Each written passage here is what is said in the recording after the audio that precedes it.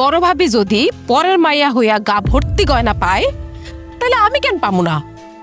আমার ননদিনী রায়বাঘিনী বাড়িতে পদার্পণের পরেই আমার গয়নাগাটির দিকে চোখ পড়ে গেছে, আমার সাথে তুলনা শুরু করে দিছে। এটা তো ঠিক না। এই যে দেখো, সুজন আমারে আমার বিবাহের সময় গয়নাগাটি দিছে, এটা জানার পরেই তো তুমি সুজনের বউ মানে আশার গায়ের সমস্ত গয়নাগাটি খুলে নিয়ে চলে গেছো। নাও নাই বলো।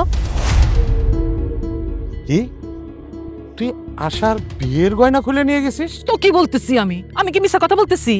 হ্যাঁ নিছি, নিব না তো কি করব? 1000 বার তোমার কাছে গয়না চাইছি, তুমি কি গয়না পাঠাইছো?